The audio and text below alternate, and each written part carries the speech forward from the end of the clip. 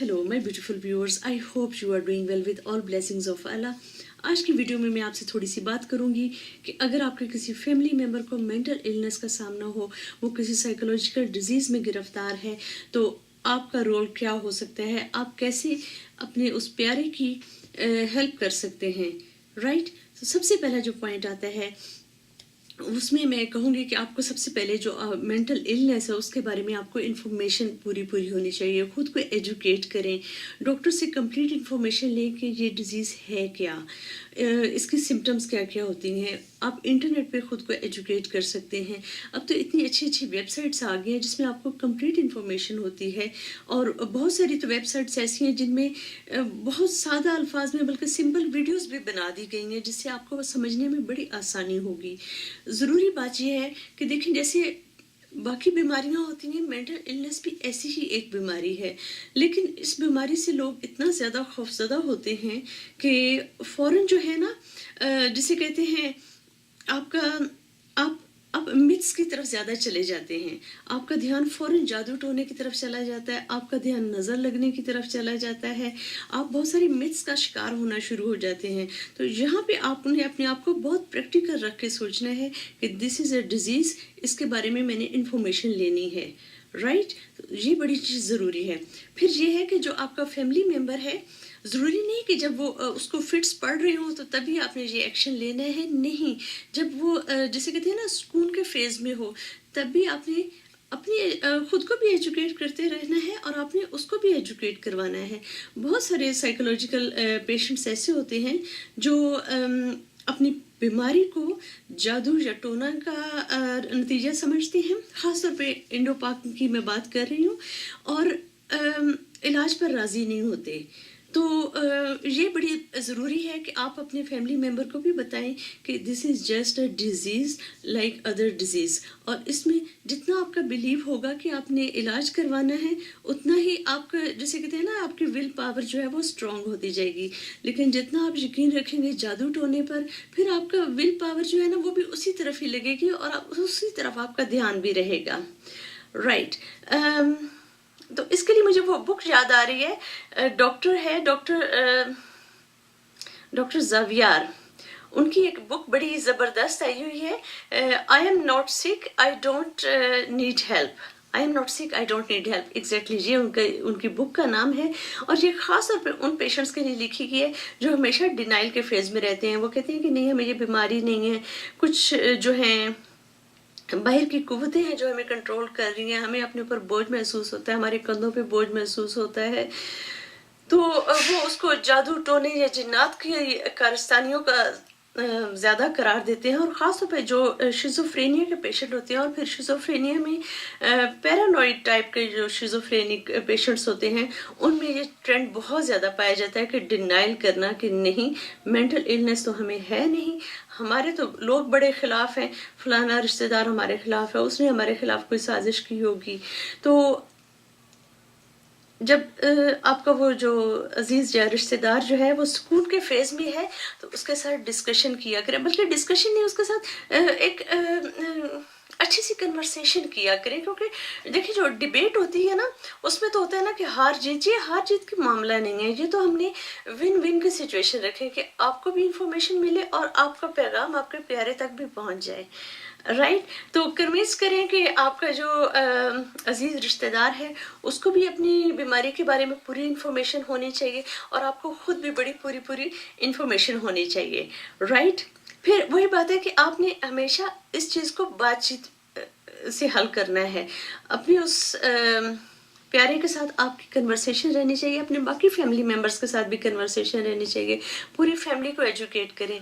देखें, जैसे हमारे घर में कोई शुगर का या ब्लड प्रेशर का या किसी और प्रॉब्लम का जब कोई मरीज़ होता है, तो हम उसके बारे में कितनी इन्फॉर्मेशन लेते हैं कि ये चीज़ खानी है, ये चीज़ नहीं खानी, ये वाली मेडिसिन यूज़ करनी है, ये वाली मेडिसिन यूज़ नहीं करनी, इस मेडिसिन के ये साइड इफ़ेक्ट्स होते हैं, उसके ये होते हैं। सेम जो है वो एंटीसाइकोटिक मेडिसिन का भी हाल है। अपने आप को एजुकेट करें। ये है कि जैसे कहते हैं, ये दुख के फेज में ना चले जाए, क्योंकि जब इंसान दुख के फेज में चला जाता है और उससे निकलता नहीं है, तो फिर जो है ना, जैसे कहते हैं लर्निंग का प्रोसेस वो रुकना शुरू हो जाता है। तो ये नहीं होना। सारे फैमिली मेम्बर्स एक दूसरे का हाथ पकड़कर अपने उस फैमिली मेम्बर को संभालें, ताकि वो अपने आप को लोनली फील ना करे, वो अपनी प्रॉब्लम्स आपके साथ शेयर कर सके, अपनी बीमारी के बारे में आप लोगों के साथ बात कर सके, और उसकी अप्रोच ये हो कि हाँ, जैसे बाकी बीमारी होती है इसी तरह ये बीमारी हुई है, लेकिन उसके लिए ज़रूरी है कि पहले आप सब फैमिली मेम्बर्स की वो अप्रोच भी होनी चाहिए, राइट। फिर एक और बड़ी ज़रूरी बात है कि सिर्फ एक या दो अफराद फैमिली के उस पेशेंट के साथ बात ना कर रहे हो, बल्कि उसको इतना अपनायत का एहसास हो कि फैमिली का जो जितने भी फैमिली मेम्बर्स हैं ना, बहन भाई हो गए, वालदैन हो गए, वो सब मिलकर उसके साथ बात किया करें, राइट। सबको पता होना चाहिए कि क्या बीमारी है और ये क्यों, इसकी वजूहात क्या क्या हो सकती हैं, इसकी ट्रीटमेंट कैसे होगी।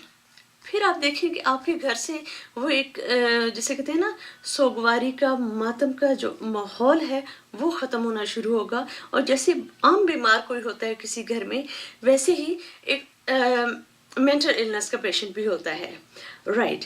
फिर ये बात कहनी है कि जब आपके उस प्यारे को अटैक हो साइकोसिस का, आपकी कोशिश होनी चाहिए कि जितना जल्दी हो सके आप उसको साइकेट्रिक हॉस्पिटल या साइकेट्रिस्ट के क्लिनिक पर लेकर जाएं।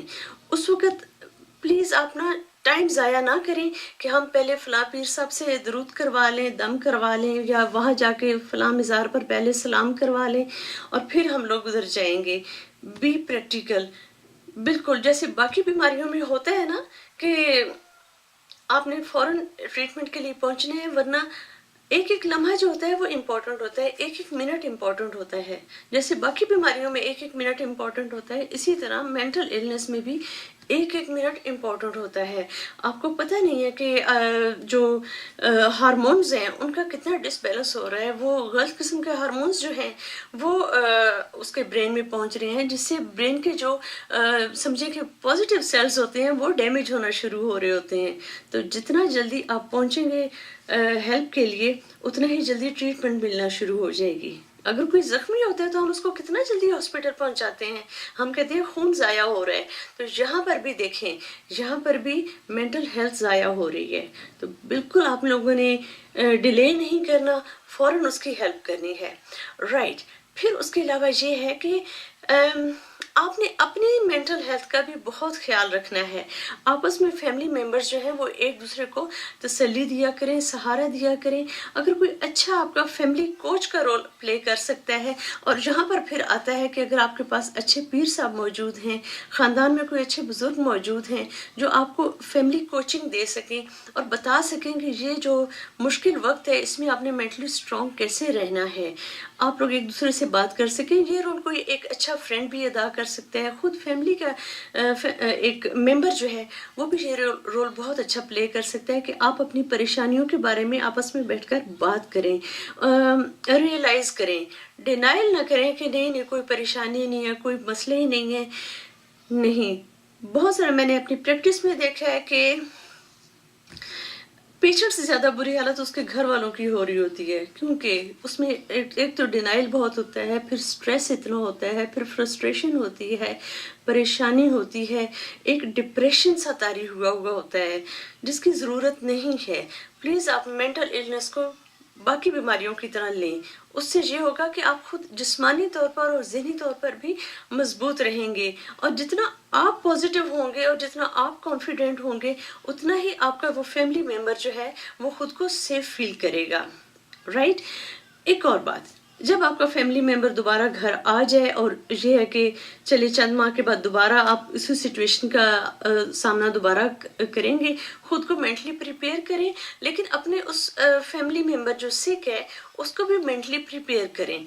और उसका बेहतरीन तरीका ये है कि उसके साथ ज़्यादा बातचीत करें, अपने उस फैमिली मेम्बर से उस वक्त पूछें कि जब तुम्हारी ये कैफियत होती है क्या बातें तुम्हें हेल्प करती हैं और कौन सी बातें तुम्हें हेल्प नहीं करती, क्योंकि जब वो सुकून के फेज में होता है और एक कॉन्फिडेंस लेवल भी होता है, आप उसको सेफ्टी प्रोवाइड करते हैं कि वो अपने बारे में बात कर सके। तो बहुत सारे पेशेंट्स जो हैं वो बताते हैं कि जब उनकी हालत ख़राब होती है कौन सी बातें उनको हेल्प करती हैं, जैसे उनको कई दफ़ा होता है कि वो कहते हैं कि बहुत सारे लोग कमरे में ना हों, जितने लोग ज़्यादा कमरे में होते हैं, जितने लोग ज़्यादा बातचीत करते हैं, उतने ही वो ज़्यादा डिस्टर्ब होते हैं। तो जैसे वो आपको इस तरह बता सकते हैं कि जब हमारी तबीयत ख़राब हो तो 1 या 2 अफराद से ज़्यादा हमसे बात करने की कोशिश ना करें। या ये भी हो सकता है कि वो कहता हो कि मुझे बेइंतहा खौफ महसूस होता है और उस वक्त मैं बात करने की पोजीशन में नहीं होता। तो उस वक्त आपको फिर ये अंदाज़ा हो जाएगा कि जब उसकी तबीयत ख़राब हो तो आपने झंझोड़ कर ये नहीं पूछना कि मेरी बात का जवाब दो, मेरी बात का जवाब दो। तो ये बातें बड़ी ज़रूरी हैं। इससे आपका फैमिली मेम्बर जो है वो एक तो फैमिली के अंदर खुद को सेफ फील करेगा, अपनी बीमारी के बारे में बातचीत कर सकेगा, आपका फैमिली मेंबर्स का बॉन्डिंग जो है वो बड़ी मजबूत होगी। फिर ये है कि किसी तीसरे तीसरे से मुराद है बाहर का फर्ज जो है, उसको आके आप लोगों को नसीहतें करने की ज़रूरत नहीं होगी और आपके घरेलू मामलात में दखल अंदाजी करने की ज़रूरत नहीं होगी। तो इन शॉर्ट में कहूँगी कि अप्स एंड डाउन्स लाइफ में आते रहते हैं। नंबर 1, आपने खुद को एजुकेट करते रहना है, अपने फैमिली मेम्बर्स के साथ बातें करनी है, उनको भी एजुकेट करना है। आपने खुद को मिथ्स में नहीं जाने देना। आपने अपने जो फैमिली मेम्बर है जो सिक है उसको भी समझाना है कि उसके सिकनेस की नौयत क्या है। समझाने का अंदाज हमेशा कन्विंस करने वाला होना चाहिए। उसमें डिबेट या बहस मुबाहिसा नहीं होना चाहिए कि मुझे ज़्यादा पता है और तुम्हें कम पता है।